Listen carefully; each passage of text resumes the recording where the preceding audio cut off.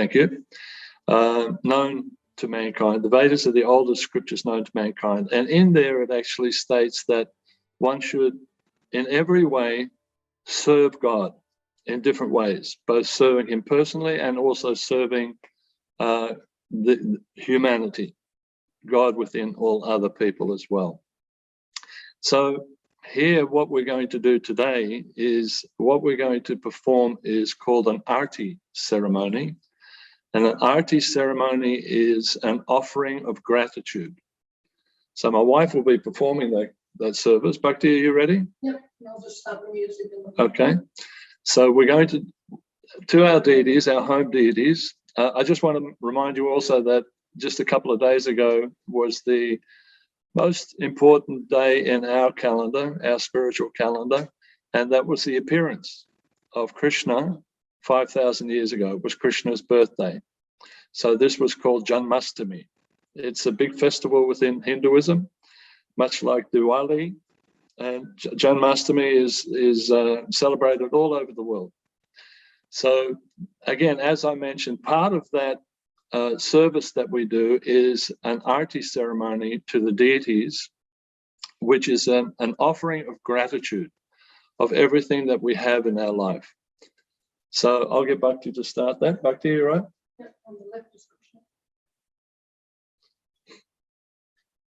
So if you can see the deities here, on the left-hand side is Krishna, and on the right-hand side is Radharani. Now they're both representations of God in both male and female form. So now we're going to start the arti ceremony. The first part of the arti will be the blowing of a conch. So the blowing of a conch actually dispels any negativity in the room or in the environment and prepares everyone with the understanding that now a service of gratitude is going to start. Now a kirtan starts, and this is important. The chanting of mantras, their prayers to the Supreme Lord in a musical form. I hope you can hear that okay.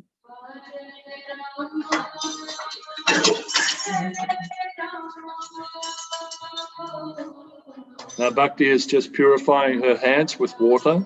Water is a cleansing element. And so now the first thing that she's offering is incense.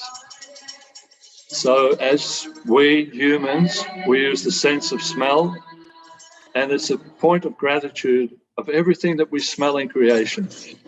Beautiful flowers, the cooking of food, so many different scents. So this is a stimulation. So we thank God and offer it back to God as a sign of appreciation. When it's being offered, then it gets dispersed to the public. So I'll let Bhakti also show you how she's doing that. Each one as she's offering to the different people, to the different aspects of God. The beautiful set that you see, the deities are dressed very beautifully, just as we would if a very important person was there. We have very special clothes for them, and the devotees make an effort to really make them look beautiful, to invoke awe and reverence and beauty of the Lord. Now she is offered to all of you as well. So that was the incense that's being offered. The next item that she's going to offer is a ghee lamp. Now, this is a lamp with flames. And fire is so important in our lives. So by offering it to God, it's a sign of appreciation. Thanks, Michelle. We're going to have that a bit with microphones on and off. So now she's offering to the different aspects of God the flame in the form of fire is being offered. The ghee wicks are made out of cotton and ghee, which is clarified butter. Krishna is known as Gopal, who is a lover of cows. That's why we in the Vaishnava tradition are strict vegetarians, and we use all the different products from the cow in service to God. This is one of the ways we make these ghee wicks, and then it's offered. Now, usually when there's a completion of the offering, she will pass it around to the congregation.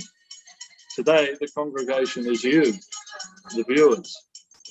And so we will offer it to you, and even though it's not right there in front of you, you can still offer. And what usually a Hindu person will do is will touch the warmth of the flame and put it to their forehead, again as a point of thanks and gratitude that the Lord is giving me this wonderful thing of fire.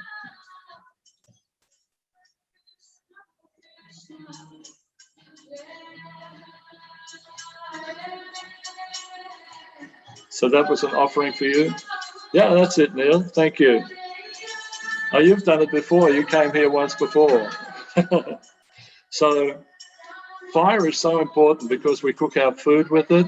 Our digestion is also, it needs fire, the fire of digestion. So this is all the creation of God.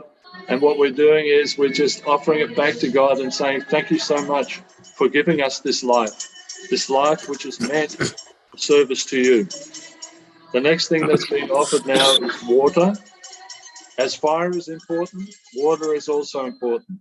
Our body is made up of 90% water. And so we can't survive without water at all.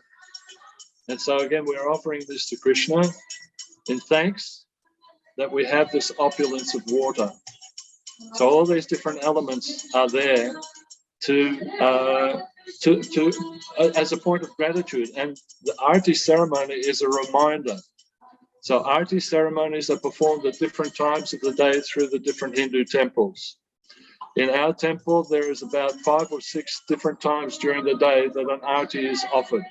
And it's a reminder that we have to thank God for everything that we've got. So water is very important. The next offering that Bhakti will do, and she's sprinkling a bit of water, so we get the mercy of the water being sprinkled on us. Did you get that one, Neil? A little bit of water, thank you. The next offering that she's doing now, oh, Nora got some of the water too. The next offering that she's now going to do is flowers. Oh no, hang on, the next one is a cloth. So after we've bathed, we need a cloth to dry ourselves off. So the cloth is, again, symbolic of the earth and how we can get things to cover ourselves, to keep us warm, to keep us chaste. So cloth is a really important thing. Again, it's a point of thanks. So here we go. Now she's offering the cloth. In the background, you can hear the kirtan going, the chanting.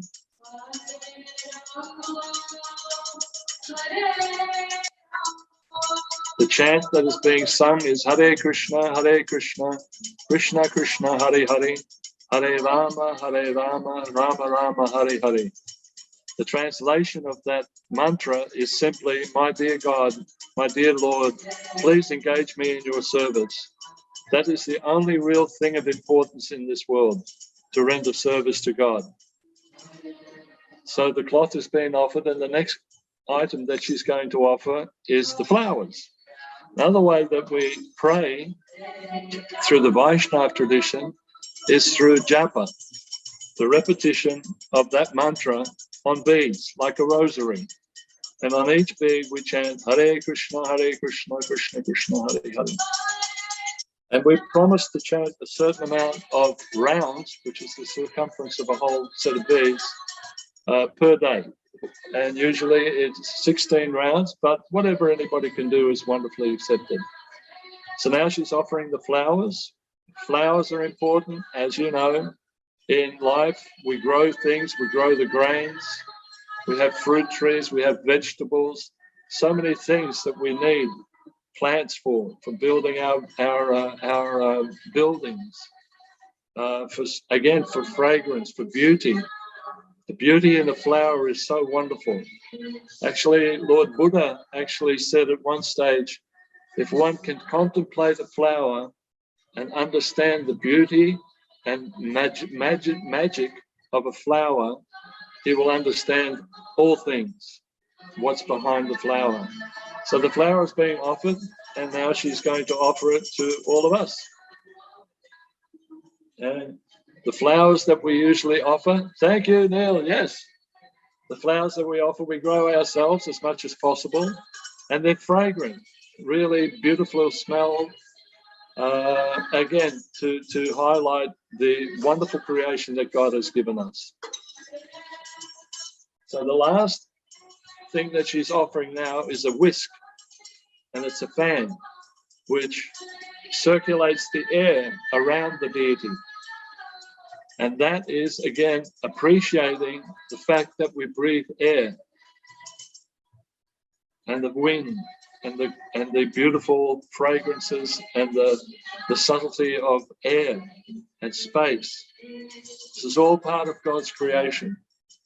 So this form of arti is a remembrance that we can constantly remember the beautiful form of the Lord, and also understanding that as much as we appreciate it, God is a person, and he also appreciates all these different things. They're his creation. Very, very wonderful thing. We'll just listen to some of the chanting now.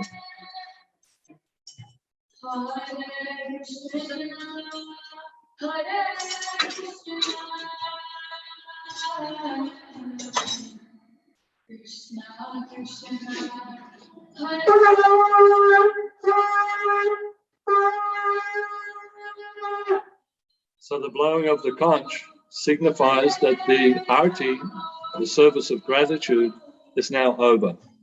And so people will pay their obeisances and go on with their lives. So we can do this in our homes. The Hindu community do this in their homes or in a large temple setting. But this is the focus of our attention, is this worship of the deity form of the Lord. So I hope that makes sense. And now I'm open to different questions from you all. And I hope you have some questions for me. Thanks, Bhakti. Can you switch off the music? Thank you very much. Thank you very much for the beautiful presentation. Thank you. Thank you, Iman. Yeah. You make me to change my mood. I think that I have to prepare a presentation document. I sent it to Lon, but I will change my presentation now as you did. You are always very expert, so you'll have no problem with that at all. So, Lawrence, are there any questions that I can perhaps ask? Just to say that we have 15 minutes thereabouts before we were moving to Virgin Mary Mosque and to our friend the Imam Abdullah. So we have some opportunity. What I'd ask is if you could put your hand up if you have a question of anything that Bhakta and Bhakti have shared. Before we finish, I would like if Bhakta could give some comment about the Hindu community in Wyndham and just some of the areas of social, I guess, the social cohesion activities that the community have been involved with. So please, if you have a question, if you can put your hand up, use the icon in the reactions. You'll see at the bottom of your screen, you've got the reactions button. You can click on that and put a hand up, and then it moves you to the top of the queue. So we're then able to see who is wanting to ask a question. So I've got two at the moment. One is from Robert and then Diane. So we'll hear from you, Robert, and then Diane. If you're not asking a question, could I ask you to stay on mute, please? Thanks. But the question I've got relates to the frequency with which the ceremony is conducted. I heard you, or I think I heard you say it was several times a day. Yes. By everyone? No, Robert, it isn't by everyone. But in a temple structure, there is a strict format. So the first offering in our temple starts at 4:30 in the morning, and the last one is at around about 9 o'clock at night. So there are different ones in between. So that's in a temple setting. In a home setting, you do it once, like we get up early in the morning, and then there's one offering. Now, usually an offering is after a plate of food is offered to the Lord. And it's called boga, which means unoffered food, because as a devotee, we recognize that everything comes from God and that we should be grateful to God. So in a sense, it's an elaborate form of grace before meals. We offer the food that we're going to eat first to Krishna, and then after certain mantras are prayed, then we take the food away after a period of time, and then the arti is performed. So in a home situation, we do that perhaps once a day. Thanks, Robert. Diane?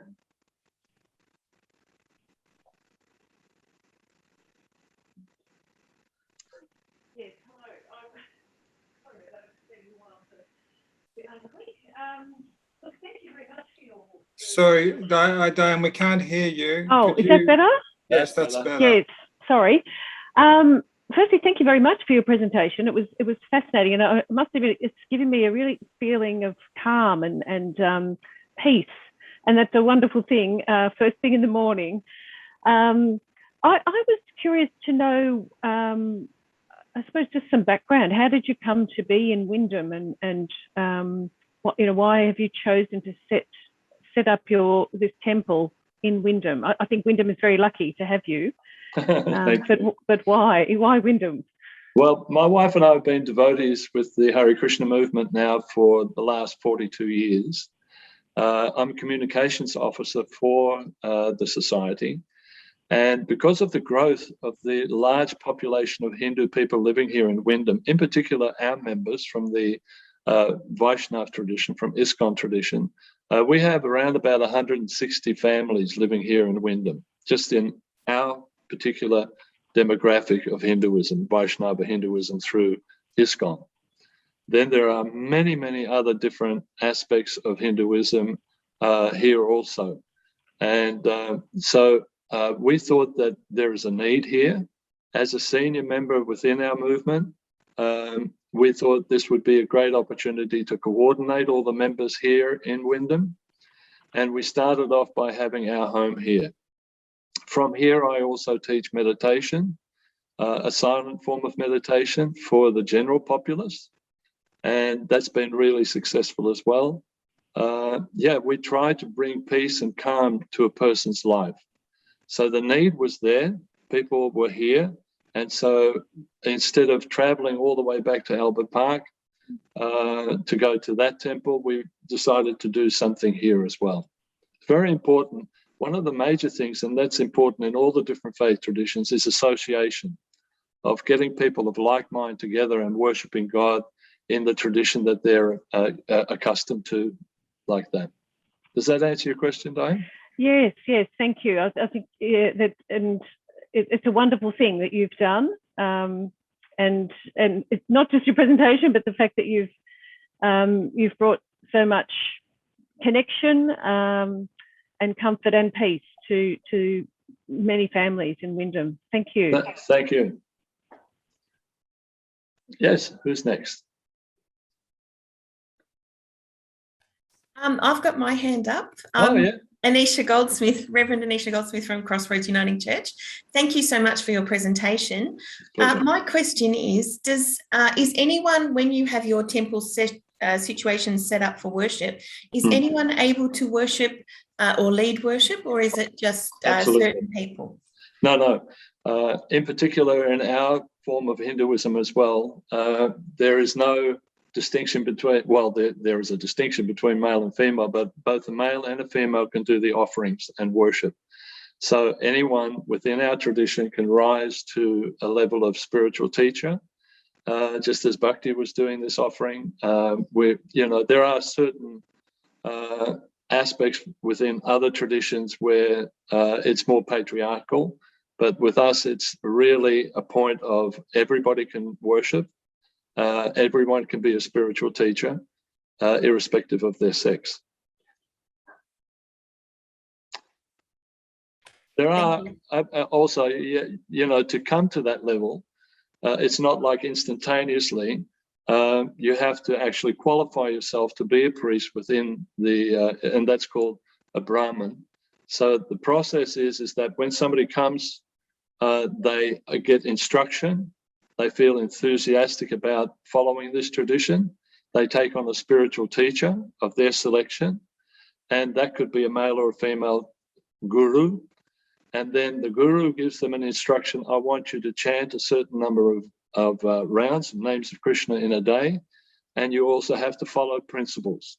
And the principles that we are emphatically promoting are no meat eating, no gambling, no intoxication, and no illicit sex, no sex outside of marriage. And so when a person says, yes, I'll follow that, after a period of time, then they get their Brahmin initiation, which is their priestly initiation, and they become a minister of religion in that way, a Brahmin. Thank you. Yes, Angela. Hello, I'm Angela Manane. I'm new to the church. I've been in Werribee 20 years. I've always had a strong interest in interfaith and various traditions. So I'm more just going to say 40 years, this is a statement of gratitude rather than a question. 40 years ago, I loved the Dank Street Temple when I used to live around the corner from it. And I've just noticed in the last 40 years how much good work the Hare Krishnas have done in Melbourne. So I'm just going to say thank you. And it's wonderful to have you here in Wyndham. It's a pleasure to be here. But yes, especially in these times, these difficult times, Angela, you know, with the COVID-19 situation, we've been distributing hundreds and hundreds of free meals to people in need throughout the whole Port Melbourne area where our temple is. I know. Days a week, and also in the city. And for a period of time, we were also doing here in Wyndham, distributing lots of meals within Wyndham. Now, another facet that we do within this COVID-19 situation is we broadcast lectures and arti ceremonies to our members throughout Melbourne. There's about 6,000 members all up throughout Melbourne. And as I said, there's 160 families here. So they get that opportunity to connect with the temple through Zoom and through Teams and different internet connections. Thank you, Angela. I appreciate that, what you said. Robert?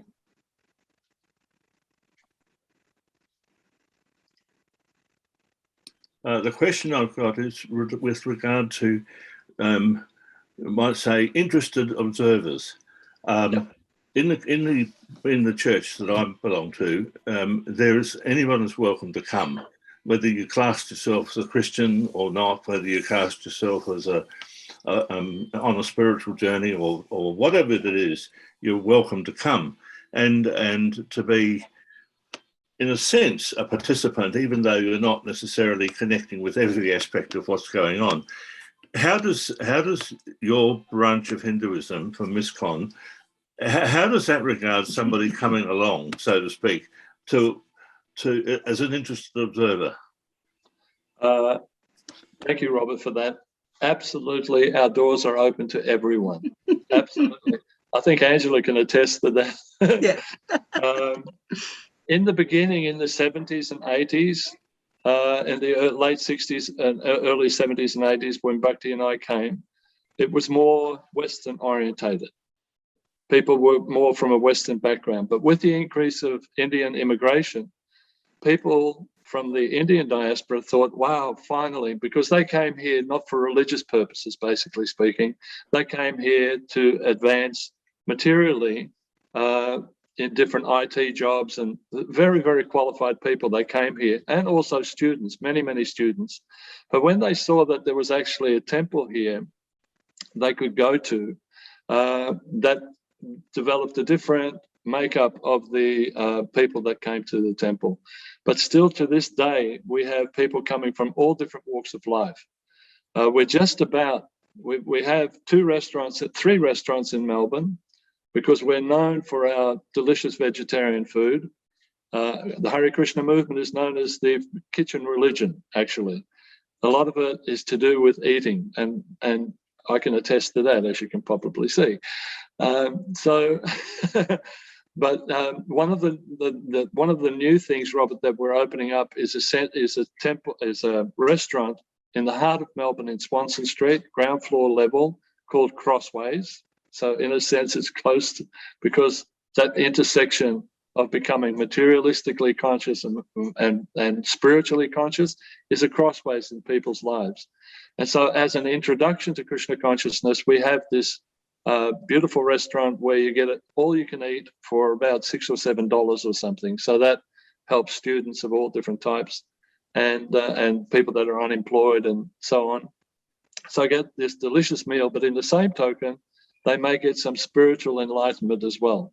So through our book distribution, we distribute lots of books to different people. It's now academically appreciated, the books of our founder, Acharya Srila Prabhupada. Our founder, Srila Prabhupada, yesterday was his 125th anniversary of his birth. Huge celebrations are happening in India. Narendra Modi, who is the Prime Minister of India, is inaugurating a silver coin, which will be a commemorative coin for this special occasion. In India, this branch of Hinduism, this Vaishnava Hinduism, this ISKCON movement is very, very big. And so when Indians come over here and they say, oh, ISKCON is here too, fabulous. So they really enjoy that. Thank you, Robert. Last question. Anybody else got a question? Beautiful presentation. Thank you. Thank you very much. So we're hoping to continue on. We pray that the pandemic will ease very soon. Prayer is a very important part of our lives. You know, it is synonymous with all the faith traditions. I'm very much involved in interfaith, as Lawrence and everybody else knows. I see interfaith as the future of humanity, that we all worship the Supreme Lord in our own way, but with respect and understanding of other people's faith traditions as well. And that camaraderie and that service to God, however it's done, is the thing that will change humanity. We're in a dark period at the moment. Everybody's locked up and fearful, but ultimately God's mercy will open everything up again and people will again rejoice. But in the 21st century, this interfaith movement is the most powerful movement that humanity can possibly do, where we work together spiritually as brothers and sisters, sons and daughters of God, working together for the betterment of society. In so many ways, the interfaith community has been working on social issues such as family violence, child protection, delinquency in young children, so many different things that are synonymous with all of the different faith traditions, but we work together to change things, to make things better for society. And I see so much love and dedication to God through the different faith traditions. We're not out to convert people. We're only encouraging people, if you have faith in whatever faith tradition you're in, please, we encourage that. And today, in today's society, the young children need to feel that that connection to God is a really important thing in one's life. So I think my time is up, Lawrence. I really appreciate this opportunity. I thank you all for partaking, and I hope to catch up with you all very soon. Yeah, well, thank you very much, Bhakta. You've really set a high bar for us, and we've learned so much through yourself and through Bhakti's sharing. There's lots and lots of very rich, rich information and rich examples that you've given us. So that's fantastic, and I hope that we have opportunity to follow up. And certainly once we're able to do visits, again, we'll be looking at doing visits to learn more in person. But thank you very much for the invitation and the knowledge that there is opportunity for people to come and to learn and to experience some fellowship between and across religions. Thanks very much, Lawrence. Did Nora have a question? Nora, did you have a question? You had your hand up? You're on mute, Nora. There we go. Actually, it was exactly the question that Robert asked. So I got Oh, my good. answer. Thank you. Thank you very much. Thanks, Lawrence. I look No, forward thank to you, meeting Bakhtar. And now, if Imam Abdullah is ready, we have an opportunity to learn from. We have an opportunity to learn from our friends from Virgin Mary Mosque. Just to alert you that also you might hear food being delivered at some point, because that's going to happen over the next few hours. So I'll just pass to our friend Imam Abdullah for the next 30 minutes. If you can share with us and let me know if you want the PowerPoint to be used. I'll hand to you. Thank you very much, Abdullah. Thank you very much. I just turn the presentation very quick when I see my brother from to make it active, because as I understood before, it's information about religion, but now I understand that it's about the worshiping places. So I want to make it in action now in a few minutes, inshallah. So welcome all, and thank you for this chance for us to present all of us, our religions, and to share all together to improve connection between each other.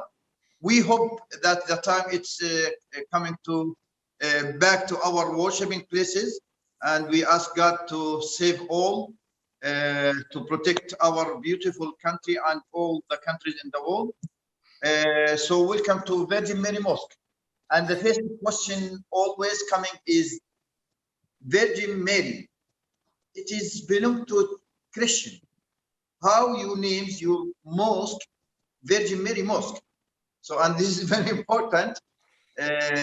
We have to know that as a Muslim, we have to believe in all prophets and messengers, and we have special connection to Jesus alayhi salam, and we believe that Jesus will come. Allah subhanahu wa ta'ala will send him at the end of the world in this life to guide us to the right, and we have to follow him, and he will be Allah subhanahu wa ta'ala give him the power to put the to put the justice in this world.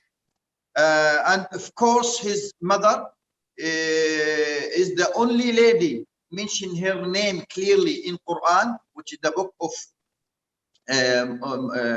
Quran is the book of Allah subhanahu wa ta'ala in Muslim. And we have a special chapter we called chapter Mary, and her family Alu Imran as well is the second biggest chapter in Quran.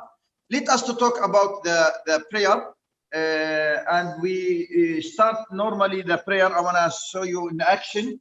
Osman, please. We are at the mosque at the moment. In just very quick, we ablution. So ablution, we have a special area here to have ablution. This is my son. The purpose of ablution is to to clean your body, and all what we doing of prayer is we have something outside and something inside. The outside, that's the action of what we are doing. We have to make it like to following some steps, and the inside, which is the inside is when you're washing, for example, your body.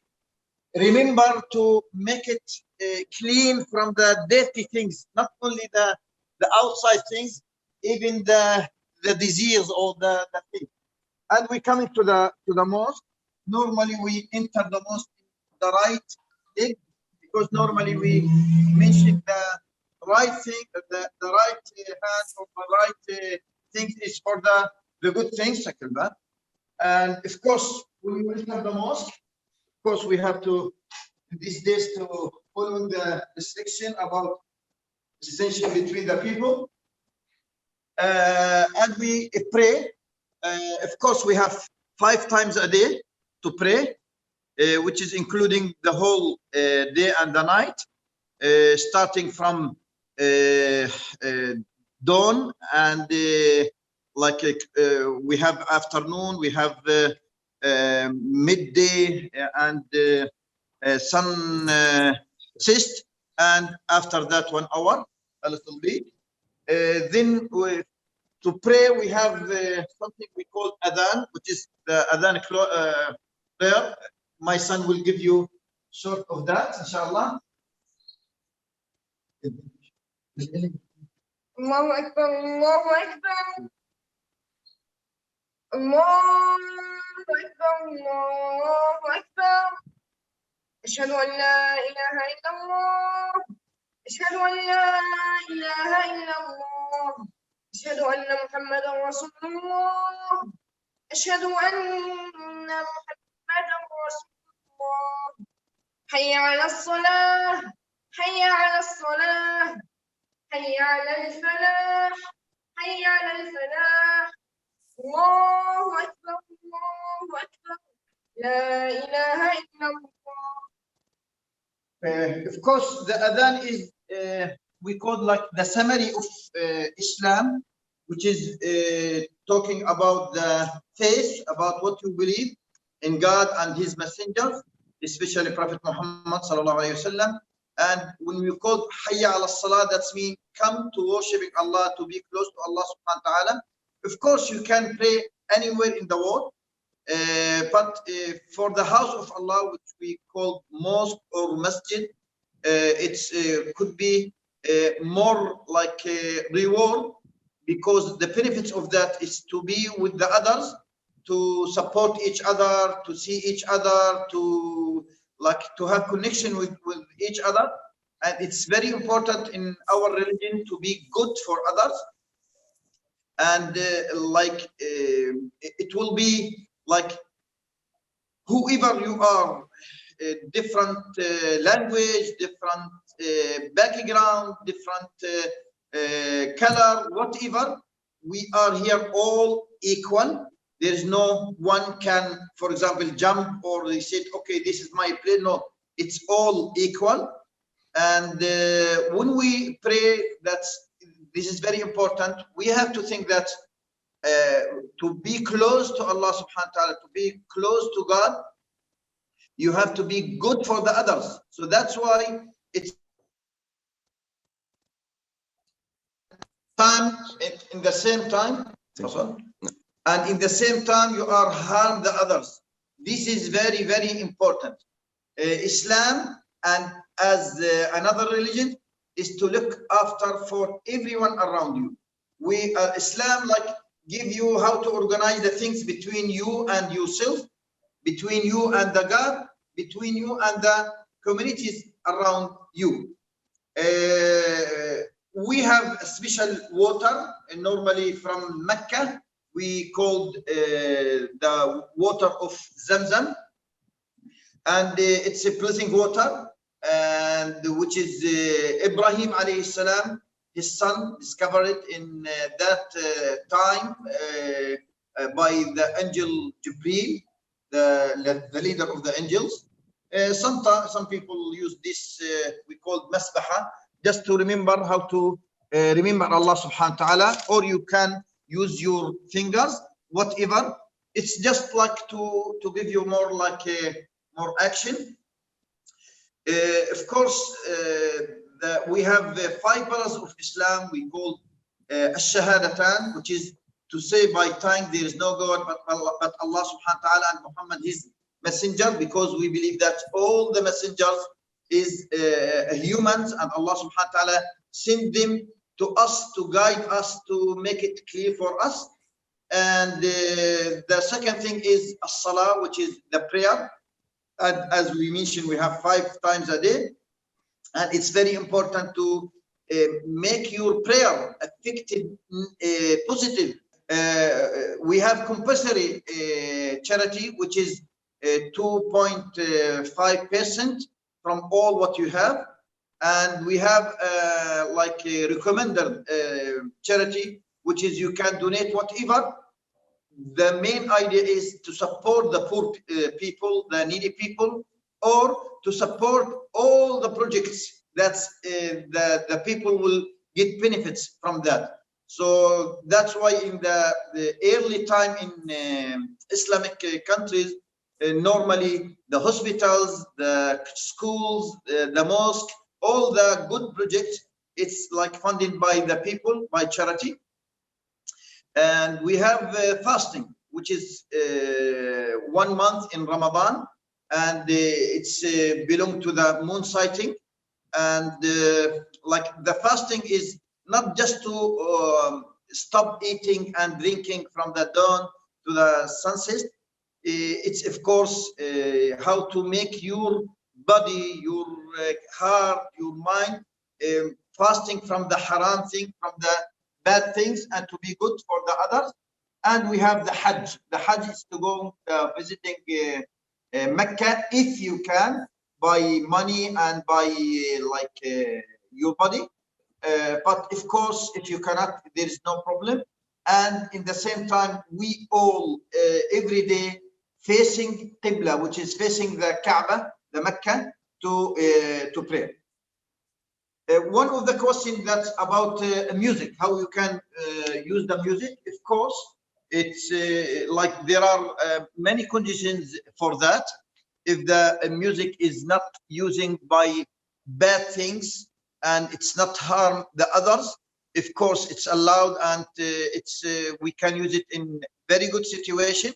And in the early age at the Prophet Muhammad sallallahu alaihi wasallam time, there are many like professional singers that will like sing in like in good things, and to invite us to do the good things. And I'll give you example very quick.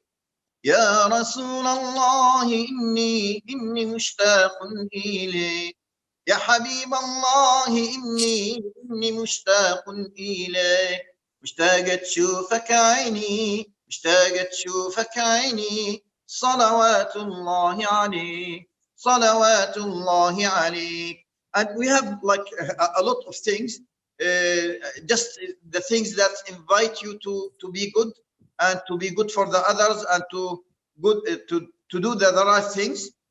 And about using the prayer, to pray, we have specific words and we have free words. The specific words that we recommend, that's from the scholars or from the Prophet Muhammad sallallahu alaihi wasallam, we have to recite it, because always the words of Allah subhanahu wa ta'ala is the best. And the most important chapter in Quran, which is we have to recite it in each prayer. Of course, if you cannot or if you don't know, it's okay, but it's recommend to learn that, how to recite it. I want to give you this surah very quick. Bismillahir Rahmanir Rahim. Alhamdulillahi Rabbil Alameen. Ar-Rahmanir Rahim. مالك يوم الدين إياك نعبد وإياك نستعين اهدنا الصراط المستقيم صراط الذين أنعمت عليهم غير المغضوب عليهم ولا الضالين. Yes, this is the general of the things. It's very important to know that Islam is religion of the peace. We have to always to have connection with each other. At the Prophet Muhammad sallallahu alaihi wasallam time, when the group of Christian people came to Prophet Muhammad sallallahu alaihi wasallam in the Medina, in the center of the capital of Islamic country at that time. So their prayer time came to them. And they asked him, okay, we need to go out of the mosque to pray. He said, why you have to go out of the mosque?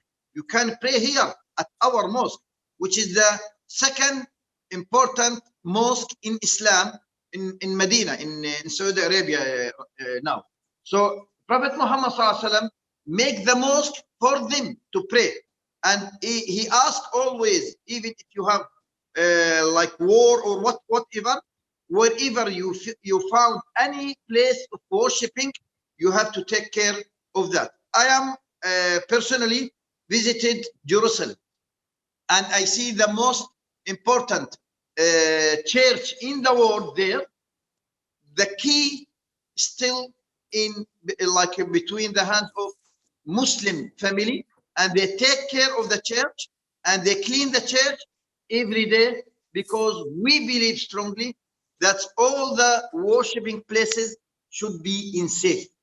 So whatever happened in New Zealand or Sri Lanka or whatever for the mosque or the church or any church place like worshiping places, it's our responsibility for all of us to save it and to protect.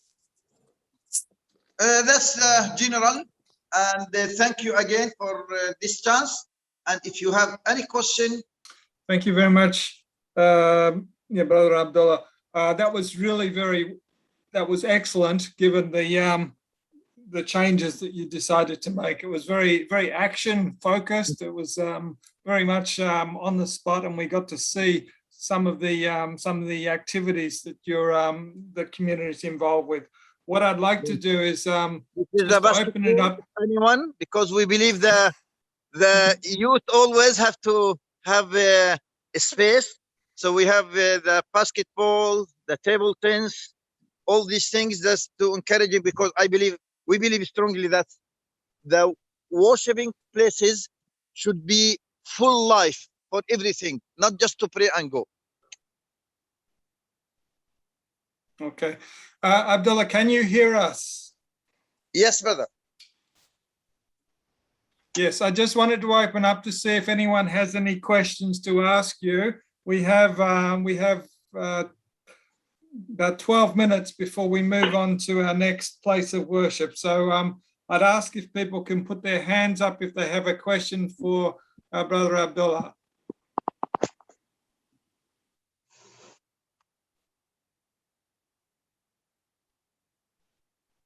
So if you can put your hands up if you have a question. Yeah. I can see Lorna's hand. Lorna, if you can ask your question. Look, I have a young boy, Afghani boy, who's Muslim, who lived with me for a couple of years, and he came over from Afghanistan by boat, and with a lot of his friends, none of them are practicing Muslims. Now, he's got family over there in Kabul, and I said to him the other day, I've been praying for your family. Now you must pray yourself. Now I'm interested to know whether he can pray without going through all this rigmarole, a bit rude, 5 times a day, or can he pray straight away to God like I do? Can he just sort of say a normal prayer from his own heart to his God?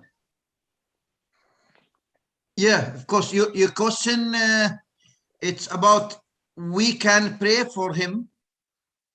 Excuse me, the question to understand? No, can he pray to his God as I do? I say my prayers to God.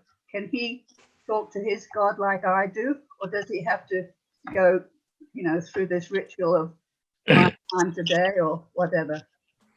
No. Look, we have 2 types of prayer.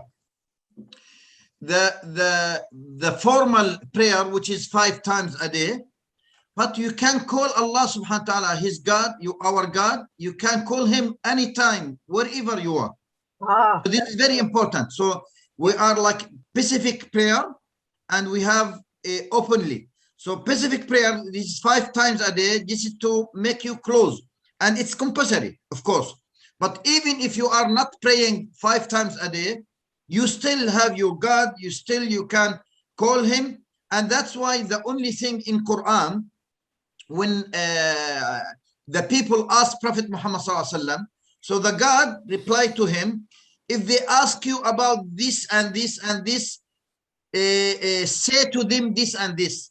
But when they ask about Allah, how we can pray, he didn't say to them. He said straight away, I am close to them. You can call me anytime, wherever you want. Are you doing anything for these young men who've come over and are not with their families and are no longer practicing?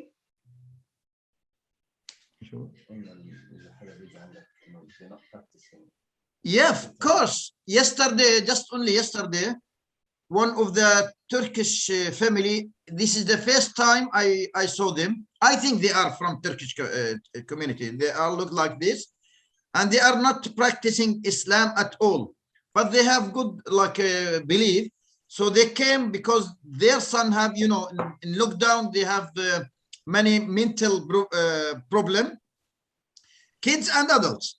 So they can you pray for our son he saw in his dream or something in his life? Yes, of course. I don't know right now. I don't know their name, their background, whatever. But of course, even if non-Muslim ask you to pray to him, we have to, because we all humanity. Thank you very much. Thank you. Thank you. Thank you very much. I'll go now to Robert, then Bakhtar, then AP Singh. There's more question, I think. Yes, 3 more questions. Yeah. Yes. My question is regarding that when a young person becomes a full member of the mosque, in Judaism, they go through a bar mitzvah or a bat mitzvah. In the Christian church, a confirmation. What's the situation in Islam?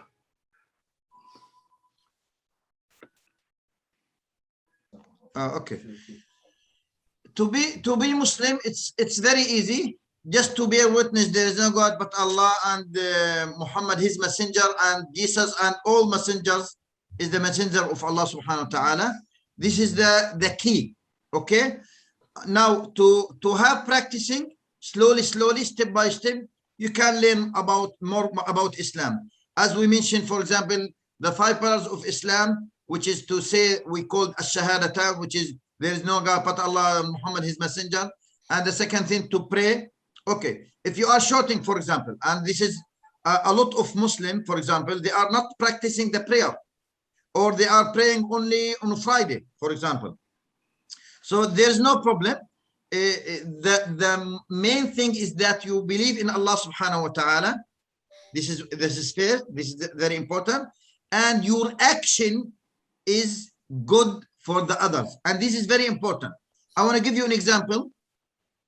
We have in our stories that Prophet Muhammad sallallahu alaihi wasallam mentioned about a woman.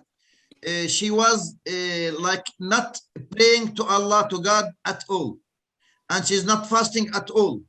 But she found in the desert, she found a dog very thirsty. So she gave the dog water to drink. And Prophet Muhammad sallallahu alaihi wasallam mentioned that dog thanks that girl, and Allah subhanahu wa ta'ala thanked that girl, and Allah subhanahu wa ta'ala forgive that girl and enter Jannah. Another example, the Prophet Muhammad sallallahu alaihi wasallam give us, there is a girl or a woman fasting, praying all the time, but she was very bad for her cat. She put it look down the cat in the garden without any food, without anything. Prophet Muhammad sallallahu alaihi wasallam said she's in the hellfire. Why? Because if you are praying all the time and your action is not good for the others, that means this is not successful. So this is very important. The action is very important. That's why we always mention about what they did in ISIS or all these things. It's of course not Islam at all. Okay, thank you very much. Bakhtar and then AP Singh. Welcome. Imam, thank you very much for saying that. That's really worthwhile saying.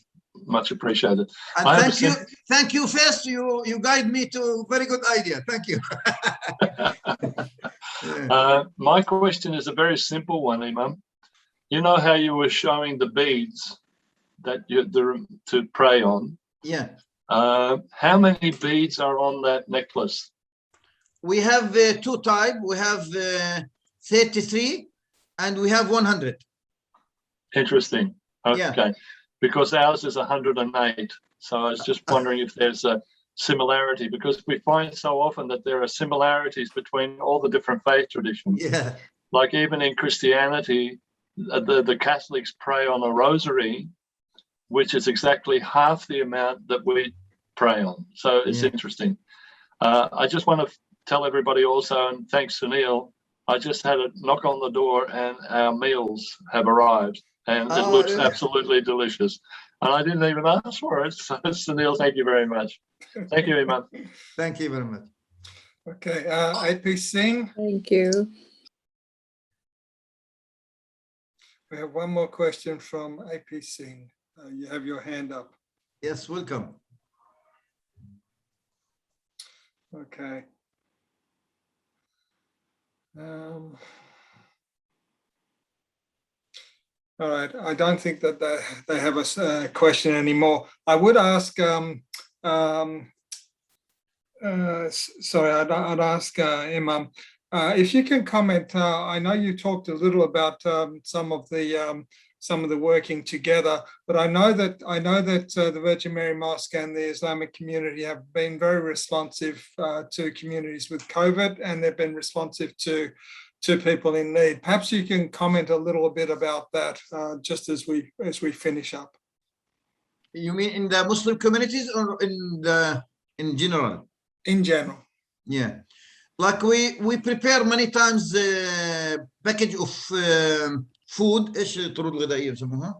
Yeah, package of food, and we put before the COVID-19 or before lockdown started, we ask all the people here to send us a message, their name, their numbers, to include them in the WhatsApp group. So we have at Virgin Mary Mosque more than 10 groups, 3 groups for sisters, and 4 groups for English speakers, 2 groups for Arabic speakers, and 2 groups for the youth. Include another groups as well. You know that why this amount of the group, because each group can fit in WhatsApp only 257.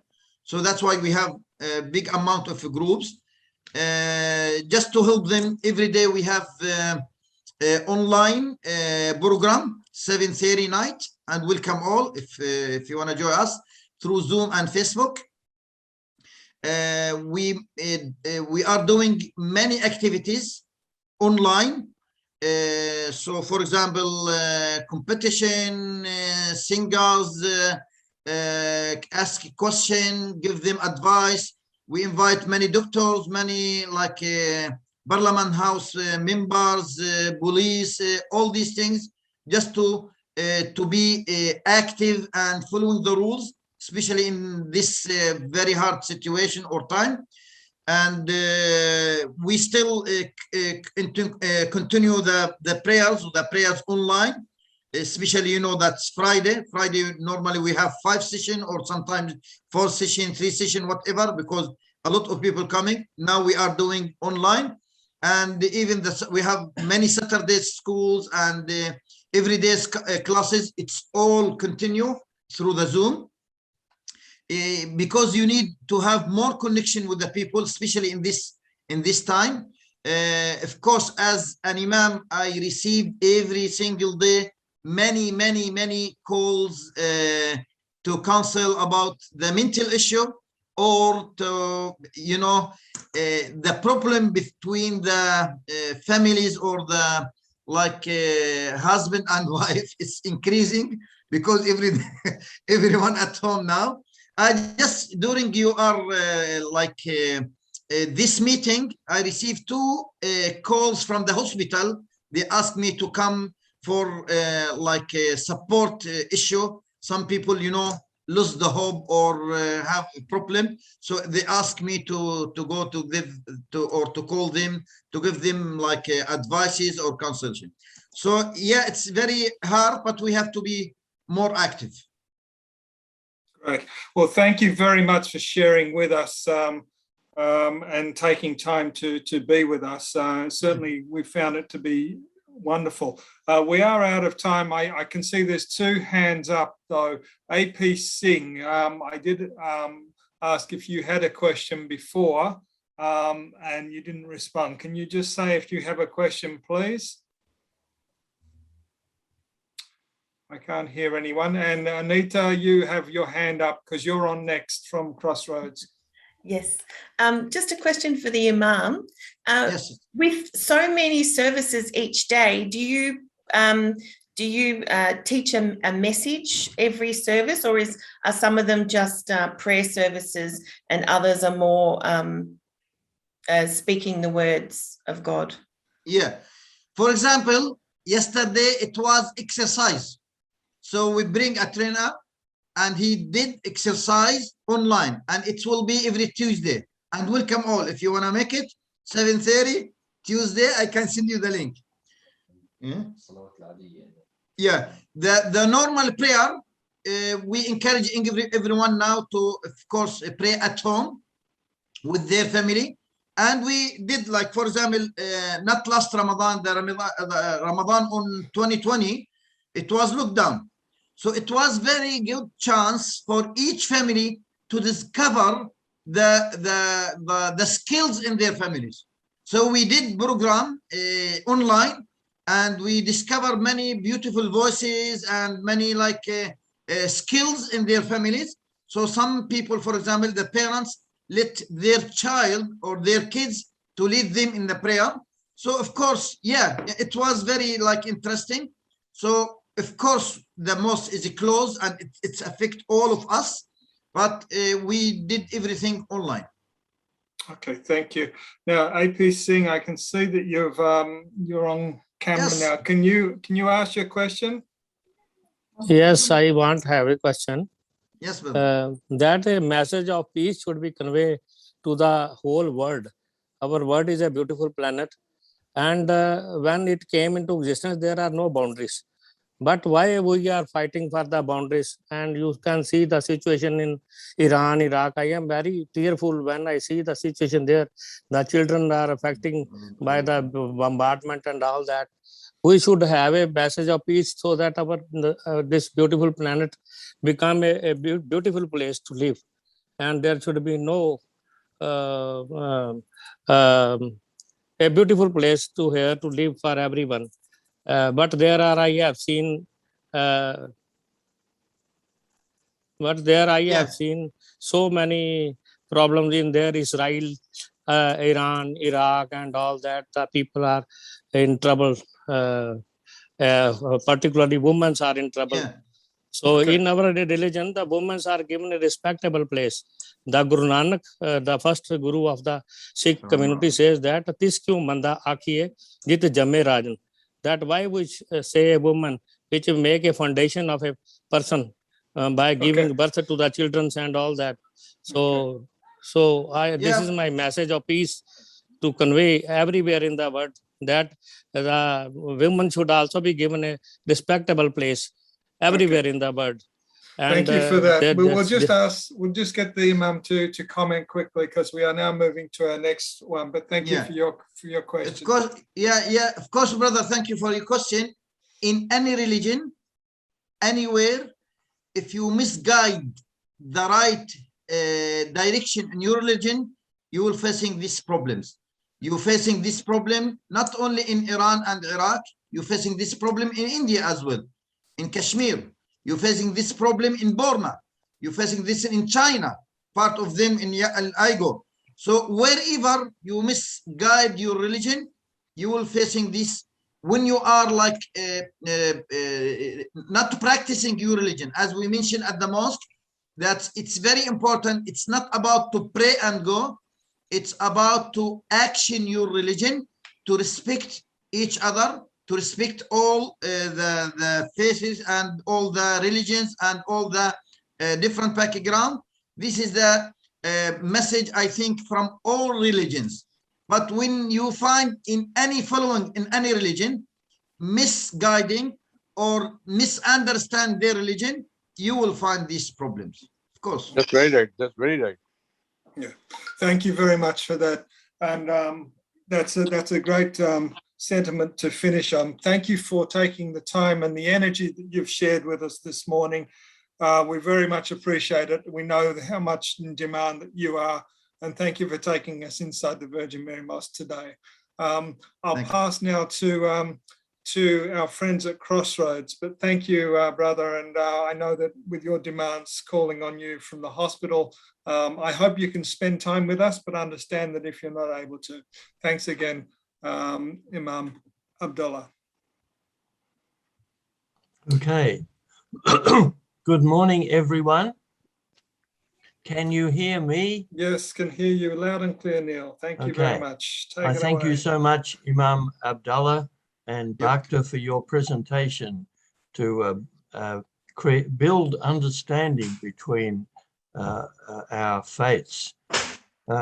Now, this morning we have prepared a 10-minute presentation. Today, we welcome participants in the Wyndham Interfaith Places of Worship virtual tour to Crossroads Uniting Church, Werribee. This is Neil and Mark Tolliday, your narrators. Neil is a member of the Interfaith Network, and Reverend Anisha Goldsmith, who will be answering your questions at the close of this tour, is Minister of Crossroads Church. Our uniting church is in the tradition of Christianity. This worldwide Abrahamic faith looks to the God who revealed God's self to Moses and the people of Israel, and whose revelation to humanity is witnessed by the Jewish prophets and priests in the Hebrew Bible. We believe Jesus of Nazareth is the only Son of God, whose life, his death on a cross and resurrection is witnessed in the four Gospels and the letters of St. Paul recorded in the New Testament. Our faith is expressed in the ancient Apostles' Creed and Nicene Creed, and in the basis of union of the Uniting Church in Australia. We believe the Church of Jesus Christ was created by the Holy Spirit of God about 2,000 years ago, when faithful people came together at Pentecost in Jerusalem. Jesus sent the apostles, and the church sent later missionaries to the countries of the world, bringing good news of God's love and justice.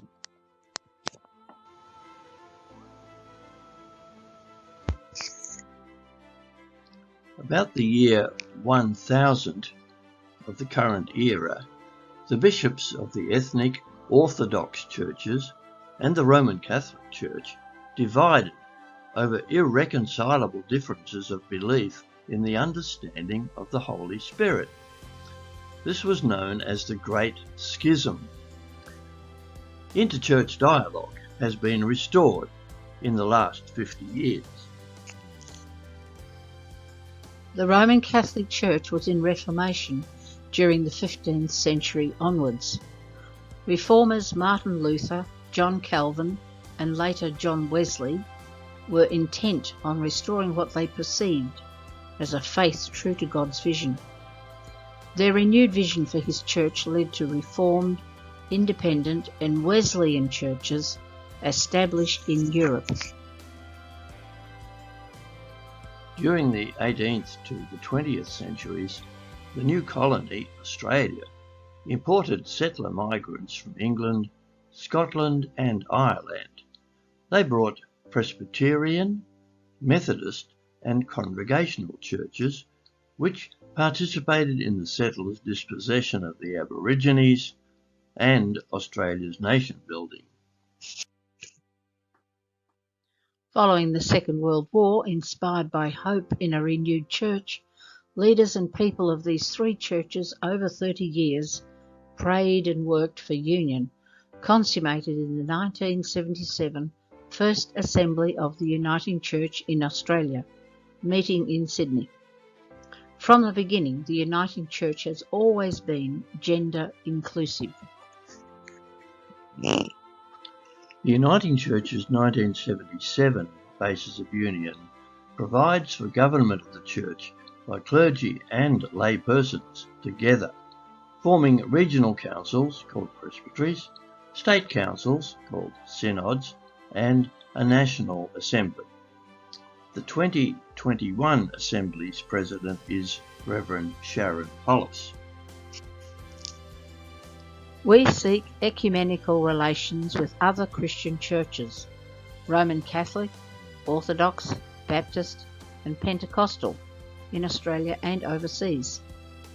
The Uniting Church is a member of the World Council of Churches. Our church is committed to gender equality and inclusiveness for LGBTI persons.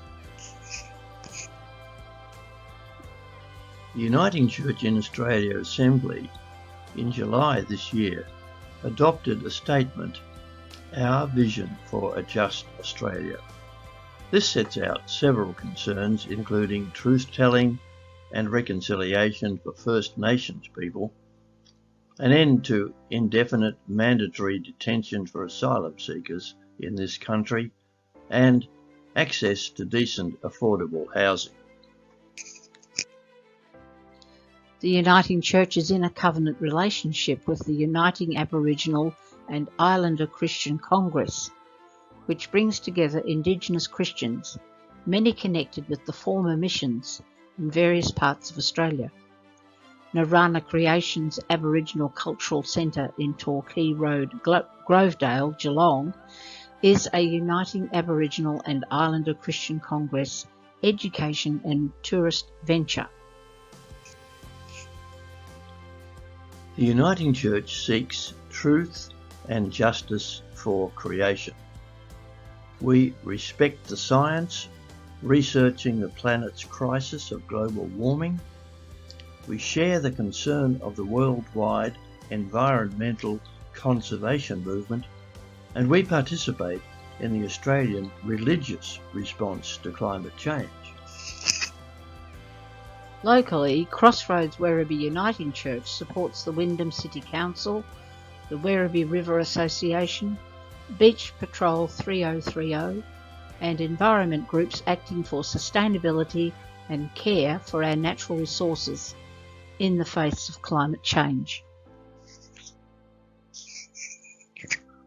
Membership of the Uniting Church is a process of discipleship. We welcome infants by the sacrament of baptism. When a person becomes adult, instruction in the faith leads to confirmation. New adult members are received by baptism into the communion of the Church. Ongoing Christian discipleship is supported by regular Bible study. On Sunday, the Lord's Day, worship of God is an activity of communal structured prayer, listening to Old and New Testament scriptures, musical praise and singing of hymns and psalms. A teaching sermon of encouragement is normally preached by a theologically trained minister of the congregation or a recognised lay preacher. The sacrament of Holy Communion is celebrated in the congregation gathered around a table, presided by a minister. Bread and wine are shared in the Eucharistic, that is, Thanksgiving meal, remembering the Last Supper of Jesus with his disciples, his death on the cross and rising. A pilgrim community, we look forward to a heavenly feast of Christ and his people. Next door to the Werribee Crossroads Church building, Uniting Wyndham is the social service outreach of the Synod of Victoria and Tasmania. Emergency relief supplies and vouchers are handed out to persons in need. This is similar to the compassionate service towards needy people provided by all the world faiths. Professional staff offer counselling and housing support, cooperating with other community agencies. Now we welcome your questions. Over to you, Anisha. What we were talking about in our presentation is the history of Christian religion, basically, leading up to the Uniting Church, which came into union, we call it, in 1977. But this church here at Crossroads, where I currently am sitting, it was actually built, the Bluestone Church, you may have seen it on the corner of Duncan's Road and Sinnott Street. It was actually built in 1884. So it's been here a very long time, and it used to be the Presbyterian Church, which is one of the churches that came together in unification. Now we welcome your questions. Thank you, Lawrence. Thank you very much. I'd ask if you could raise your hand or use the icon to raise your hand under the reactions if you have any questions at all. I will, once we have the PowerPoint, I'll forward that to those who've been part of this call as a resource. So thank you very much, Anita and Neil. Are there any questions that people have at this moment? I don't see any hands.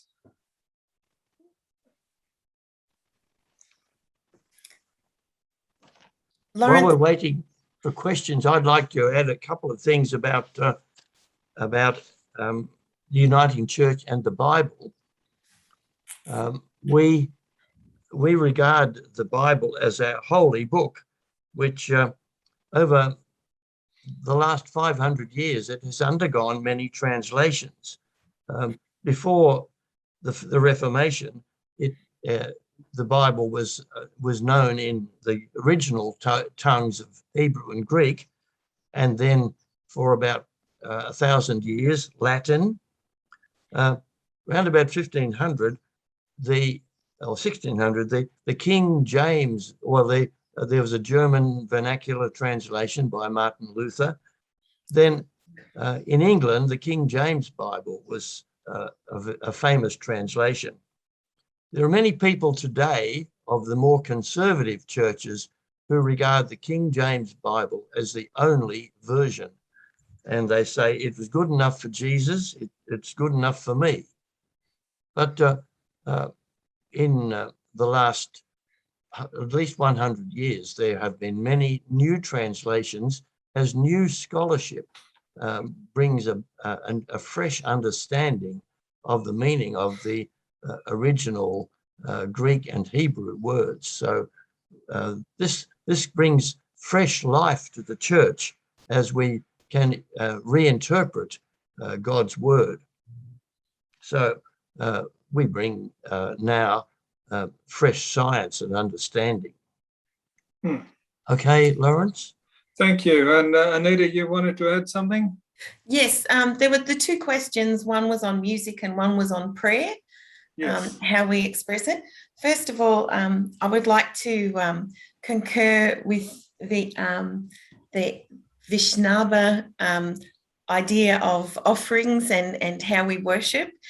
We too, in the Christian churches, in the Uniting Church, we use flowers and cloths and water and flame in the symbols of the lit candles, the Christ candle. We also use fragrance, and we talk about breath and wind quite often in our worship as well. And we share that water as well with the Muslim faith. We in our worships every Sunday, the Lord's Day, we include the Lord's Prayer, which is the prayer that we believe Jesus taught us to pray each day. We also encourage in the Uniting Church daily devotionals with things like with Love for the World, which is a daily Bible study and prayer. As far as music goes, in the Uniting Church, our main text, yes, it's the Together in Song. And we believe that the music is very important in bringing a sense of the Spirit, because we believe in a Trinitarian, 1 in 3, 3 in 1 God. And we believe that the presence of God is the presence of the Holy Spirit in the gathered community. So we believe that music is very important in that. It's also a very important teaching tool, as it teaches theology and encourages faith and a feeling of celebration or peace, or even commenting on feelings of lament and sadness to our God. Okay, thank you very much. If there are no questions, we'll thank our friends from Crossroads. I would just like to, well, perhaps Anita, if you can comment, because Crossroads is, there's a couple of other uniting churches in Wyndham, and of course there's quite a lot of churches. If we had to look at the number of places of worship in Wyndham, the Christian places of worship are very much in the majority. Could you comment at all just on the connections between those, Anita? Well, all Christians believe in Jesus Christ as the incarnate version of God, and we believe in very basic precedents of faith. We differ on more the expression of our faith and how we understand certain interpretations of that. So all Christians under the one banner believe in some very basic things, but we believe in differences. Like in the Uniting Church, we have a great respect for the priesthood of all believers, but that empowers women and it empowers people of the LGBTI community to be leaders as well as full participants in worship. We also believe in multicultural welcoming. We practice an open table, which means that anyone is allowed to come and worship in our churches. That doesn't mean that there is a disregard for respect. It just means that we are open to providing a sacred space in which to worship God within our Christian communities. Right, thank you very much. Now I saw that Noran had a question, and then we'll go to Amrik to wrap us up with the Sikh tradition. Yes, Noran. Oh, no, I just clapped. It wasn't. Oh, it was a clap. It wasn't a hand. Okay. Yeah, I said thank you to Neil and all others. Okay. Yeah, thanks a lot. It was beautiful. Okay. Thank you. And I can see that, yeah, Brother Abdullah would like to ask a question. Yes, please. Yeah, from Jordan, I most my life in Jordan, and here in Australia, I can see always the work all together with the church. Normally we use our places for each other, the parking, the building. It's always sharing all together and respect each other. So, and all the faces. So that's what we always knows in our knowledge. And this is one of the purpose of this interfaith meeting always. Thank you very much for everyone. Thank you very much, Abdullah. Thank you. Okay. Thank you very much. So I will conclude our the sharing now from Crossroads Uniting Church, and if we can move now to Amrik and the Sikh community. Just Bakhtar, if you could just comment at all, just in your role with the Faith Communities Council, just some of the links you've had with the Sikh community, that might be of interest. Yeah, certainly. The Sikh community has been a vital part of the Faith Community Council of Victoria for a number of years. We've dealt with them, and they've been a real contributor to interfaith.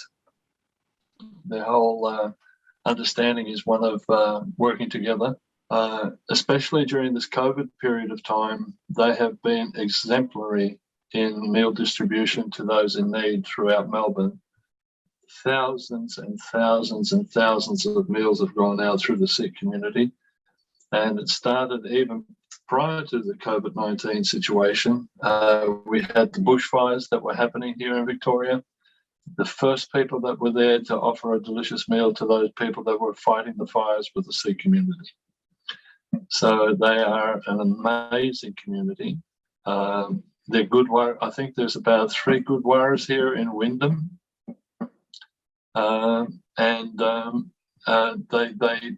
and then Sunil is also part of the, what's it called, Lawrence, the senior citizens?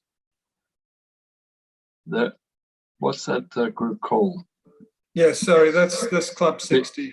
Club 60, that's right. And they're always participating in any interfaith function. If we usually have tours that we go from one temple or one place of interest to the next, you can be guaranteed that at least 15 to 20 Sikh community members come along, and especially from Club 60. So, they're an incredible group of people, and their meals are wonderful, and I think they've now dropped off a number of meals to us all. So I'm looking forward to having lunch. Okay. Thank you very much. Able to hear me now, Lawrence? Oh, I can. Yes, thank you very much. Wonderful. Hi, good morning, everyone. Sorry about that. This is what happens when my son is not here. Yeah.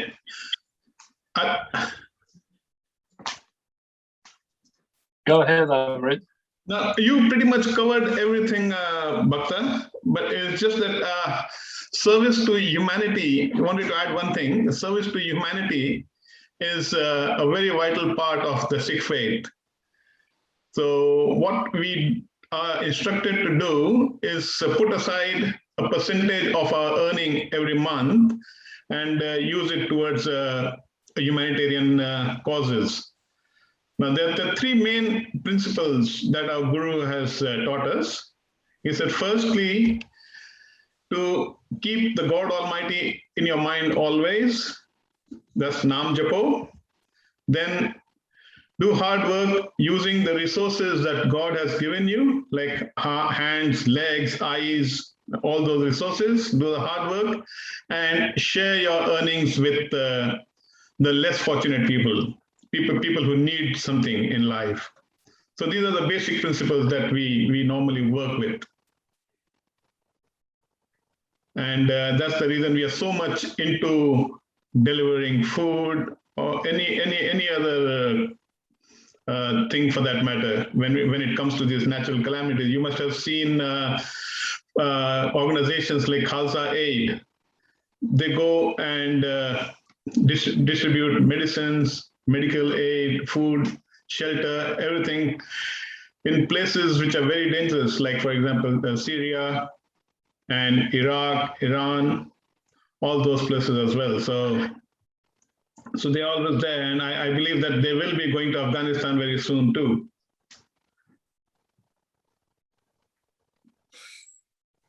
Thank you very much. Can I ask you a couple of questions, perhaps? Yeah, sure. Would you mind, Lawrence, if I ask? No, not at all. No, I was going to say if we can move to some questions. Yeah. Recently, there was some controversy in a school in New South Wales, and perhaps you could explain a little bit about the uniqueness of the Sikh community, in that a student was carrying a small knife as part of the religious tradition in the Sikh tradition. Can you speak to some of the customs that you have? Like, say, for example, the unique situation of wearing a turban, why wear a turban, the understanding of having a beard or allowing your hair to grow, and also those ritualistic things as far as a knife and other things and the bangles and everything. If you could explain that to our listeners. Yeah. When our 10th Guru, when he baptized the Sikhs, he gave them 5 symbols that every Sikh had to wear or had to have them every time. And that is unshorn hair. Never cut your hair in your life. Okay, and to protect the hair from getting dirty and all that, we needed to cover them, so we cover them with a turban. And to keep the hair tidy again, we need to carry a small comb. That is a kanga. The hair is called kesh.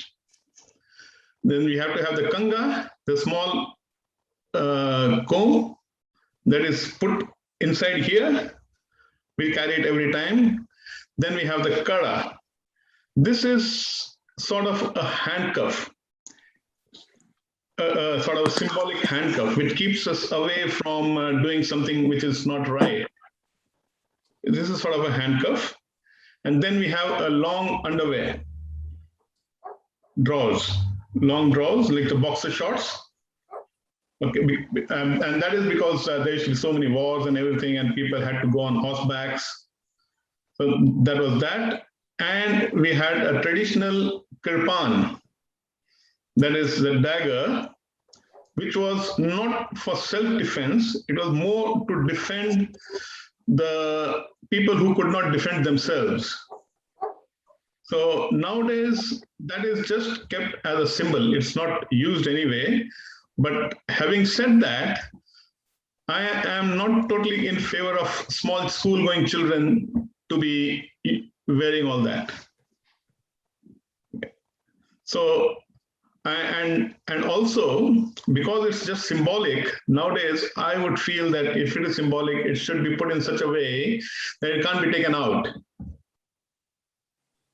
Okay. But earlier in those days, when the Guru baptized us, there were so many atrocities happening, and the people who could not defend themselves, the Guru gave us that dagger to enable us to defend those people who could not defend themselves. Is it clear? Yeah, very good. Thanks, Amrit. The other thing which would be interesting for you to discuss is your form of worship. Now, unlike us in the Hindu tradition, who have deity worship, in the Christian tradition, the Mass, and in the Islamic tradition, they have their services as well 5 times a day. Can you explain how a Sikh person worships God through the book? We worship through the Guru Granth Sahib, and we normally worship through singing the hymns that are incorporated in the Guru Granth Sahib. And these are not only hymns from the Sikh Gurus. There are hymns, only 6 of the 10 Sikh Gurus have put in their writings in the Guru Granth Sahib. Rest of them, they are from Hindu saints, Muslim saints. It's all incorporated in that. So we consider every one of them to be our Guru. And we only sing those hymns, and it's basically a way of life. It teaches you how to lead your life without committing many sins, without harming anyone, and helping others in the process. Lawrence has got 3 hymns from the Guru Granth Sahib, and I would request Lawrence to play them. Yeah, what I'll do, Amrik, with your permission, I will play one as we conclude.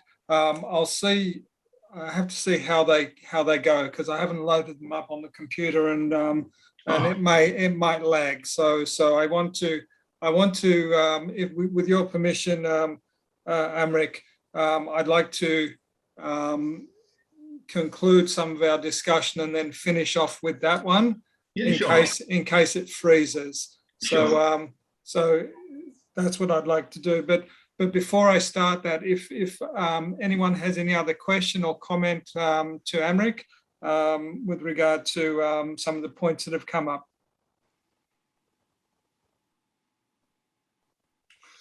Well, just one thing I'd like to say, and this is something that's true for our Hindu, our Muslim, and our Sikh communities. Certainly, Wyndham is very dynamic, very much a growing area, very diverse, and certainly some of the changes that have been seen is in the growth of places of worship and people attracted. So certainly, one of the things I was going to say with our Islamic friends is that we have the largest Islamic school in Wyndham, and that attracts a lot of people to the area. And similarly, we have a very large Hindu community, and we've got the very large the large Gurdwara, sorry, the large temple in Rockbank. And we have big celebrations and festivals. And certainly for the Gurdwara in Sayers Road, that is growing. And Amrit, perhaps if you can comment just on the plans there, because I know that there is something being built there as well. Yeah, we've acquired 3 properties there. So we now have a total of 3 acres of land. And we are in the process of designing a new building for the Gurdwara. So which will be a big building. And then we plan to have a seniors place as well, and a place for sort of all communities will come and sit together and exchange their views. So it's going to be a big complex there. So those things are all adding to the flavour of Wyndham. And certainly I know that with Bhakta and with Monica's involvement with the festivals, we've had very large Hindu festivals as well. So we have that. That's another side of our walk together. Those are all wonderful things that add to the diversity in our celebration and opportunities for us to learn. Certainly, I think this has been a great opportunity for us to join together this morning and just to learn from each other, just with the visits that we've made. And also, I'd like to thank you all for sharing and presenting. I'd like to also thank the Sikh community for their contribution in with the food to people that registered in Wyndham. I hope that goes well. Now I can see that Sunil has his hand up. So Sunil, did you want to say anything before we finish up? I will share the. Good afternoon, everyone. I was on the meeting all the time, but I was mute and my camera was off because I was delivering. This was my last food delivery to Nuran, and now I'm back home. And it was a wonderful presentation from all the people, and by grace of God, I could deliver food to the registered people on time, and I think everybody can enjoy the meals made by the Sikh Gurdwara at Sayers Road, and wonderful job done by my friend Amrit in organizing everything on time. Thank you. Great, thank you very much, Sunil, and I will share the clips that you've sent. So I'm hoping that will be able to be viewed and to be enjoyed now.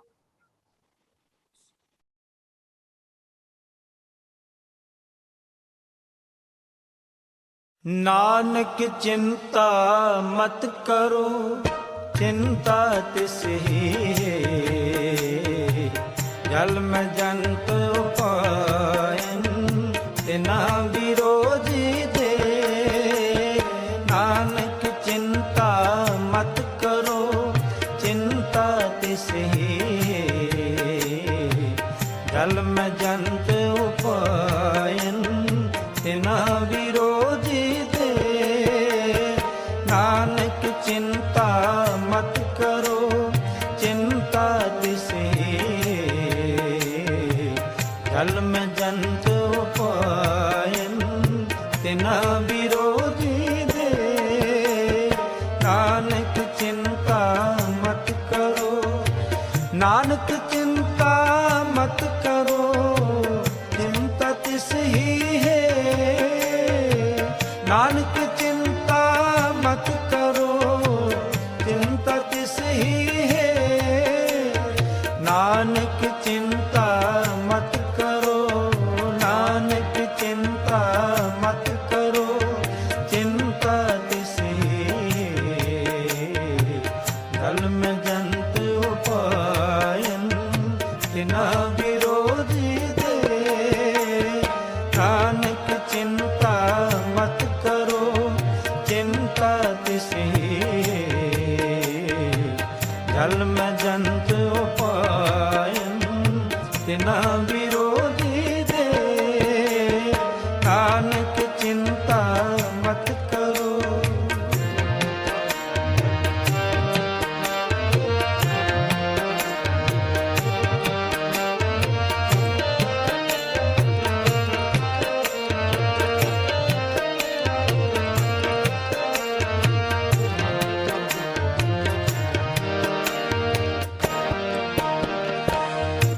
ओथा हट न चली ना को किरस करे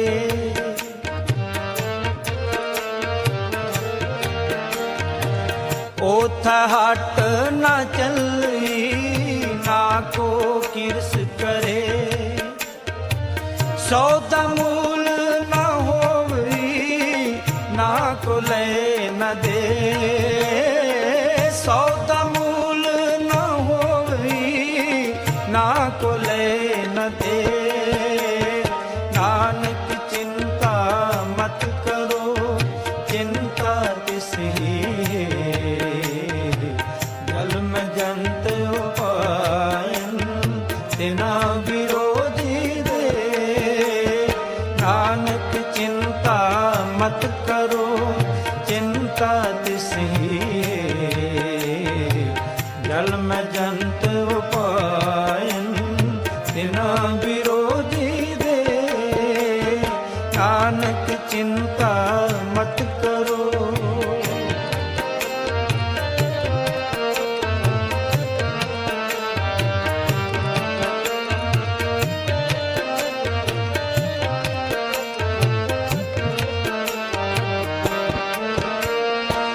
जिया का आहार जी खाना ए करे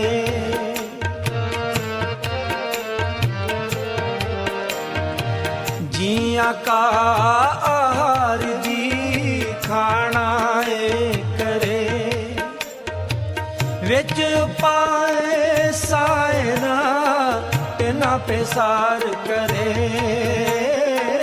विच पाए सायना तिना पेसार करे नानक चिंता मत करो चिंता तिसही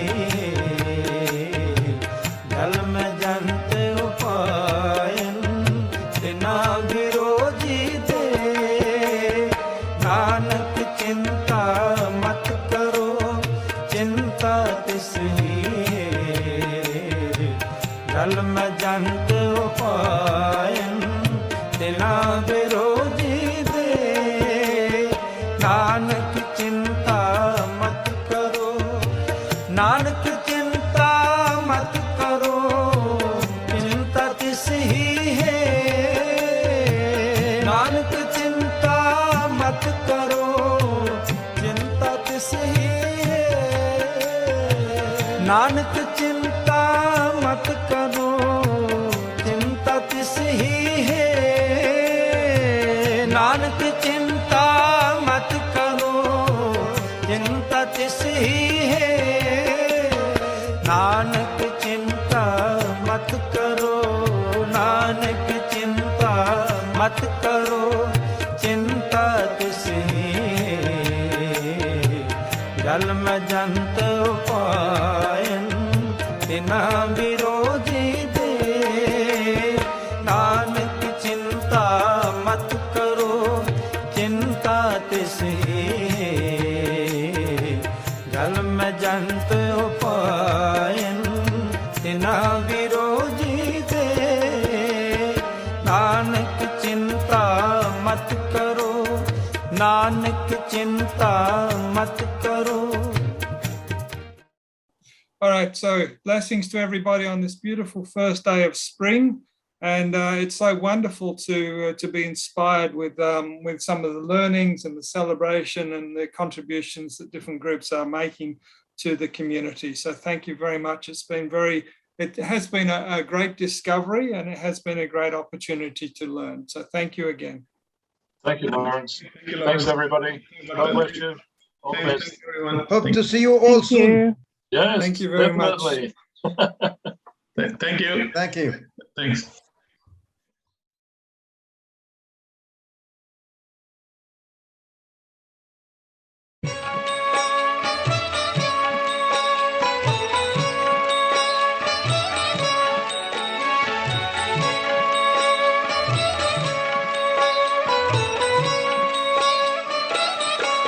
कोई बोले राम राम राम राम राम कोई बोले राम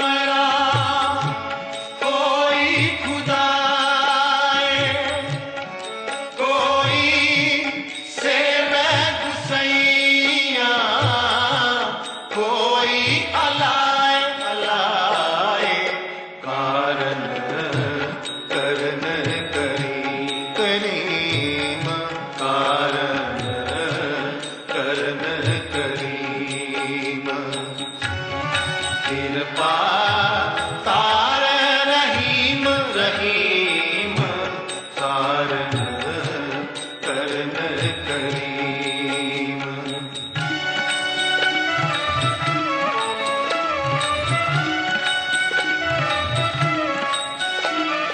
कोई नावे तीरथ कोई हट जाए, कोई नावे तीरथ कोई हज जाए, कोई करे पूजा कोई सिर निभाए, कोई पढ़े वेद, कोई पढ़े वेद, कोई कतेब, कोई ओढ़ नील, कोई सफेद सफेद कारण करन करीम कारण करन करीम। कृपा तार रहीम रहीम कारण करन करीम।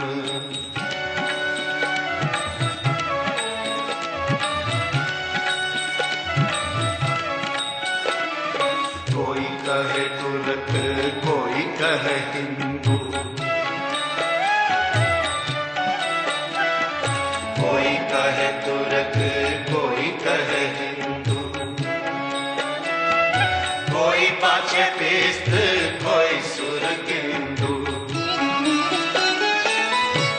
कहो नानक जिन हुक्म पछाता, प्रभ साहेब का तीन पेट जाता जाता कारण करन करीम कारण करन करीम।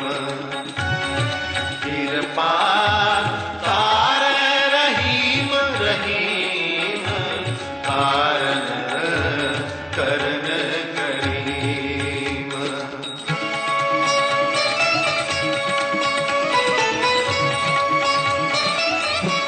कोई बोले राम राम राम राम राम, कोई बोले राम राम, कोई खुदाए, कोई सेवे गुसैया, कोई अलाए अलाए कारण करन करीम कारण करन करीम। कृपा तार रहीम रहीम कारण करन करीम।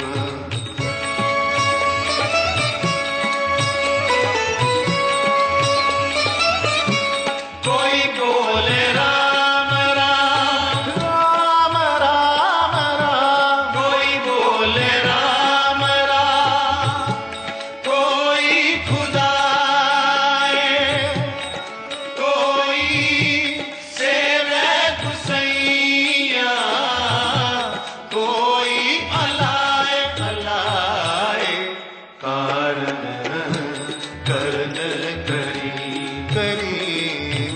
कारण करन करीम।